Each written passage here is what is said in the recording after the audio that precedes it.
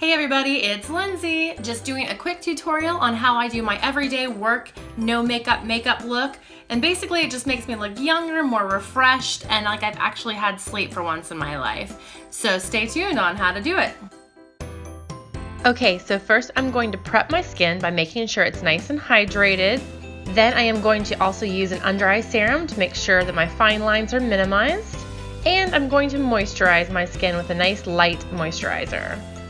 Lastly, I always use SPF 30 during the day to make sure to protect my skin.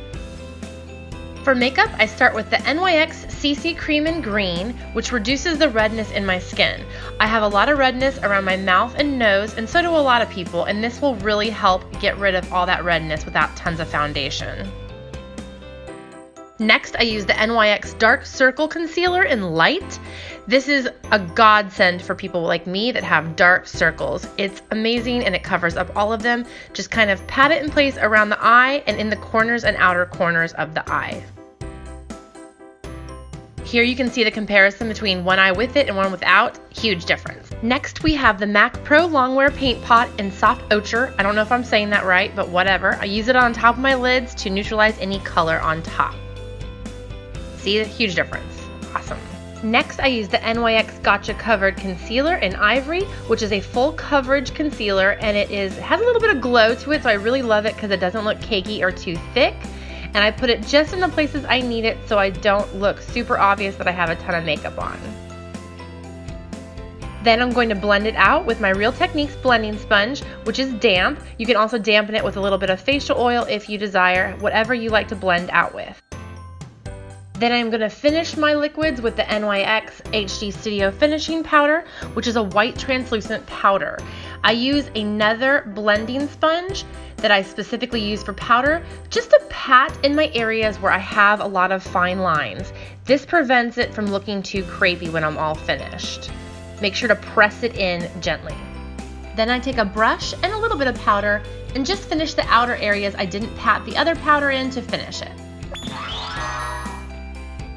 Next, I'm going to use the MAC Bronzing Powder, and I'm going to use this on my neck because my face is slightly darker than my neck because of my freckles. Not everybody will need to do this, so you can skip this if it's not needed. I also like to use it on my forehead because I have a fairly large forehead, and this will give the illusion of having a slightly smaller forehead. I also use a smaller brush to really get in there and not have it be all tan all over the place, and just get it where I want it to. I can also extend some of that to my cheekbones and under my jawline to reduce any kind of double chin look you got going on there. Basically whatever your face needs. Then I'm going to use NARS blush in Orgasm, which is a shimmery pink color. I'm going to use that just on the apples of my cheeks, which you can find by smiling like that. And I make sure to really blend it super good. As you can see, I'm using a different brush to blend it out, and sometimes my fingers, because you do not want any sharp, obvious blush lines. Then I am going to use a fan brush and my MAC Mineralize Skinfinish in Soft and Gentle, and I am going to use that on the tops of my cheeks right there under the eye and kind of along the edge of the temple, a little bit on my nose, and my favorite part, the top of my Cupid's bow, which makes your lips look much more youthful and more turned up. On to brows, brush your brows with a clean mascara wand. Then I'm going to take the Wet&Wild Proline Felt Tip Eyeliner in dark brown. This is just a quick trick. I only do this when I'm in a super big hurry. It's just a dark brown felt tip eyeliner. It's not made for brows, but I have fairly thick brows anyway, so this is just to fill in the very tail of my brow really quickly. I prefer the Anastasia Dip Brow when I have the time. Then you're going to brush it through with a mascara wand. Make sure that you be really careful not to smear it everywhere. Then take a Q-tip if you need and clean up any edges so you don't have smeary face. I'm going to take the Anastasia Beverly Hills Brow Gel in clear and just brush it through to keep my brows staying all day.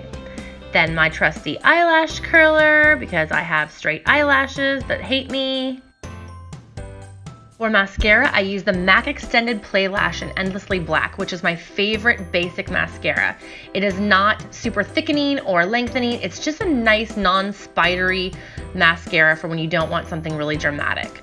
I use a Q-tip to clean up any messes I make, which are always nice to have on hand. Then I use the NYX Proof It, the waterproof mascara top coat, and this makes sure that it is going to stay all day and you never get raccoon eye no matter what. And again, brush it through with a clean mascara wand. Then I'm going to finish it with Gerard Cosmetics Metal Matte Liquid in Dreamweaver. This has been my favorite combo lately. It's a metallic lipstick, and I just put that in the very center of the top and bottom of my lips. Then on the edges, I put Lime Crime Matte Velvatine lipstick in Cupid on the edges, which is a nice kind of basic pinky nude for me. Everybody needs to test out what their favorite nude combo is, but this has been mine lately. Make sure to blend it really good on the edges so it's not obvious. Then, of course, finish it with your Urban Decay setting spray so it's nice and set. That's it. Nice natural makeup for work or whatever. Hope you enjoyed my tutorial. Be sure to subscribe and check out my website for more information. Thanks, guys!